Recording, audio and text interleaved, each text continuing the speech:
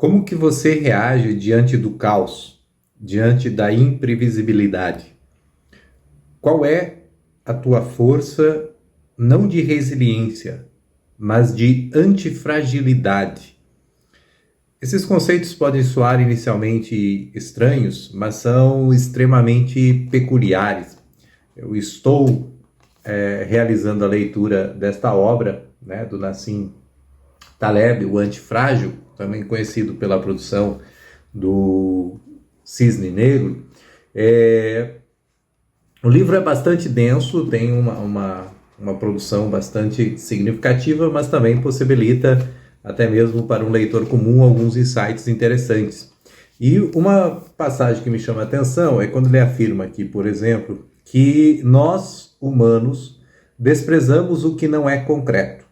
Somos mais facilmente influenciados por um bebê chorando do que por milhares de pessoas que morrem em outros lugares e que não chegam à nossa sala de estar pela TV. O primeiro caso, bebê chorando, é uma tragédia. O outro, apenas uma estatística. Nossa energia emocional é cega às probabilidades. Os meios de comunicação pioram as coisas, pois manipulam nossa paixão por narrativas, nosso desejo pelo espetáculo e dessa forma causam uma grande dose de injustiça. Na atualidade, uma pessoa morre de diabetes a cada 7 segundos, mas os noticiários só falam sobre as vítimas de furacões com casas voando pelos ares. E aí ele chega e conclui com uma série de outras questões que estão relacionadas a esse conceito da antifragilidade. A grande questão a refletirmos aqui, a partir deste fragmento, é repensarmos, talvez, a nossa posição humana em relação ao caos, a nossa mania de tentarmos sempre querer que tudo esteja em cosmos, que tudo esteja em uma ordem racional sobre a qual possamos, ou teoricamente, teríamos a possibilidade de um domínio total. Isso não significa, obviamente, que sugere-se que passemos a viver em um completo caos, em uma completa desordem, um anarquismo. Não é essa a lógica. A lógica aqui é, em que sentido o caos, o improvável, né, as contingências do dia a dia, aquilo que está fora do nosso alcance humano, beneficiam,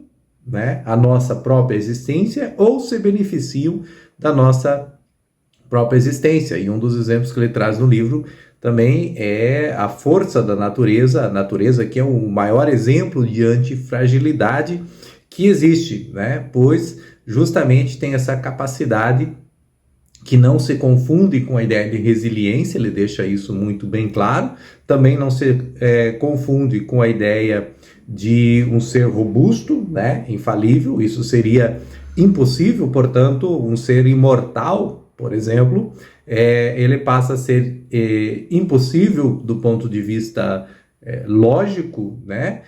Uma vez que para tornar-se imortal seria necessário prever a capacidade, né? O estar capaz de reagir positivamente, de sobreviver a todas as antifragilidades, a todas as intempéries, a todas as nuances possíveis do mundo, e isso é inviável, né? Inviável. A natureza, ela se estabelece nesse sentido, uma vez que ela sempre sobrevive, e sempre sobrevive enquanto um sistema, não enquanto indivíduo. Então, a extinção de uma espécie total da Terra, por exemplo, como ocorreu com os dinossauros e muitas outras espécies, ela significa, não significa que a natureza é frágil, ela significa apenas que aquela espécie é frágil o suficiente para ser extinta. E a humanidade caminha na mesma lógica, inclusive uma vez que nos apegamos tanto a padrões,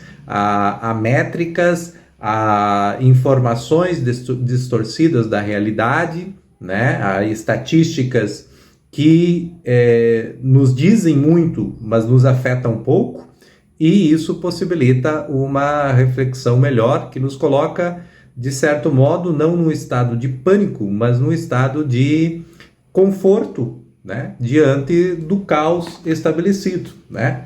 Por isso mesmo a lógica do antifrágil coisas que se beneficiam com o caos. Recomendo profundamente, ainda não concluí a leitura, né, mas recomendo profundamente, já pelo tanto que eu li, esta obra do Taleb.